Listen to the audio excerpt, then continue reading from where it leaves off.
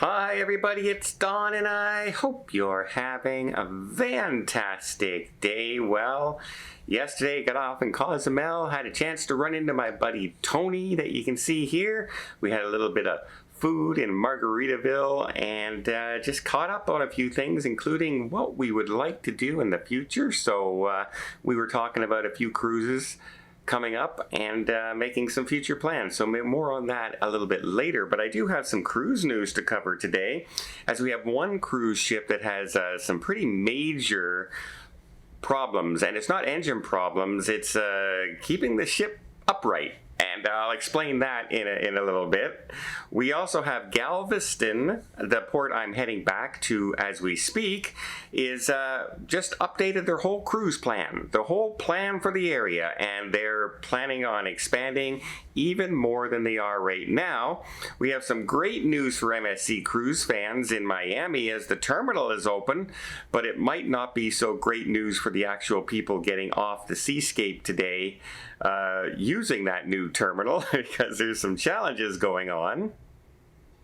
And finally, we have one of the most popular ports in Greece. Well, they've already started to ban cruise ships, but they're having a bigger issue right now, and cruise ships are now canceling on their own going to Santorini because, well, it's experiencing a lot of seismic activities, basically a lot of earthquakes.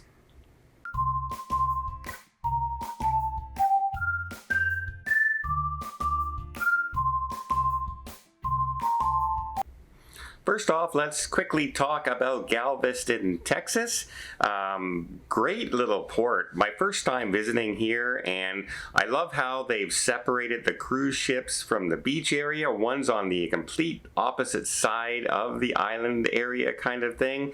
And so they can keep like the tourist area, the traffic of the city and everything all on that side, while the cruise port, the cargo and everything is all on the other side, separated. Well, in 2019, they decided to expand quite a bit. They were going to go from 2 terminals to 4 terminals. They were going to add a 2.5 mile long stretch of highway to accommodate the traffic, etc. Well, they have 3 terminals now, and in November, their 4th is opening, where MSC and Norwegian will be docking. But they've updated their plans even more, saying that that's a possibility. They may expand that even further. What they also want to start adding in the area is places for people to walk, people to view the cruise ships. They want to have more parking areas, more on-site parking, and possibly more terminals in the future. And they've hired a couple consulting firms to come up with solutions for expanding the cruise industry, as they feel it's been a huge economic boom, helping them not only with tourism and everything for the hotels, etc., but because it's so busy, etc., and the infrastructure is being pumped into the terminal, they've expanded their cargo area, which is pretty vital to Texas and Galveston as in particular. So great news coming out of there. Then we also have a cruise ship, the Seabourn Venture. And she's on an Antarctica cruise right now, and that is on my bucket list to get out there. And it is, of course, one of those smaller ships made for the Antarctic. It's got redesigned hulls and thick hulls, etc. But one thing that almost all cruise ships have nowadays are stabilizers.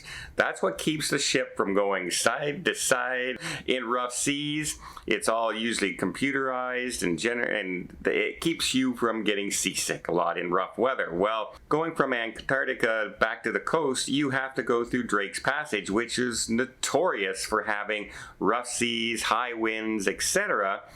Well, the cruise ship has lost use of its stabilizers. Neither one work on either side, and so they've redesigned their course. They are now staying more inland in the Antarctic, and they'll go a little further than they've ever gone before, but they're staying close to the coast where it's more protected, etc.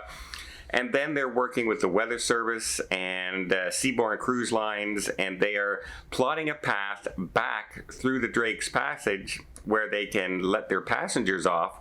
And they are saying to the passengers that, you know what, we may have to leave early, we may have to leave late. We want to get across with as least weather issues as possible, which can still be a challenge because in Drake's Passage the weather can change like that. So yeah, they have offered a $1,000 onboard credit to passengers, as well as a 25% future cruise credit for the inconvenience. They've missed a couple areas, but they are going further into Antarctica, which is not a bad thing, but I wouldn't want to be in the Drake's Passage without stabilizers on a small ship. That's for sure. Let's also now talk about the new terminal in Miami, the MSC Seascape. First cruise ship able to stop there. The passengers were told, hey guys, on your cruise back today, you get to stop in our brand new terminal. And everyone said, great. But we parked at the other terminal. And so they are getting off in the new terminal. And things aren't quite ready yet.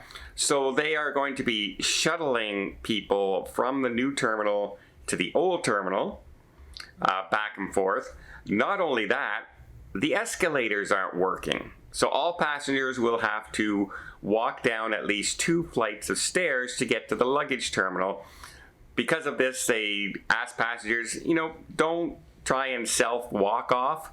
Please try and, and give us your luggage to get off the ship, and try and walk off with as little. Now, the elevators are working, but the escalators aren't. But as you know, with people with mobility issues, scooters, small children, or if you have a large bag, those elevators can be really backed up sometimes. So it's really good maybe to give your luggage in, but hopefully they get those escalators working for the next cruise that's getting ready to sail, because yeah, at least it's starting to open. At least the terminal is starting to open.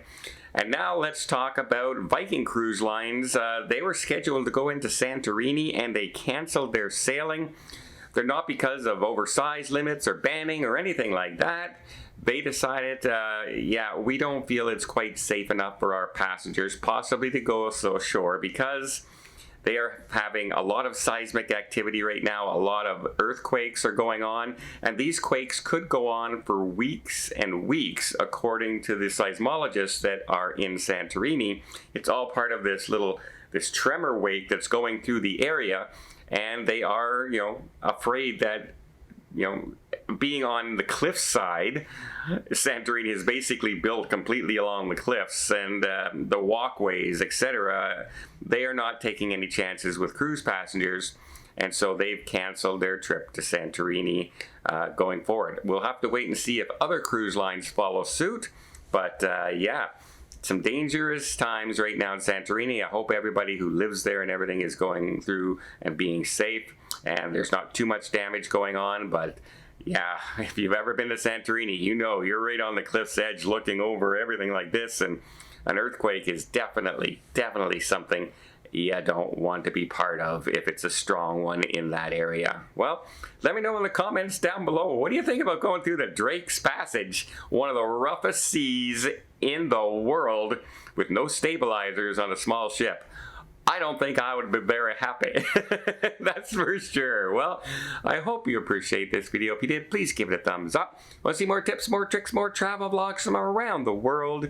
Hit that subscribe button. Until next time, have yourself a safe and a great vacation.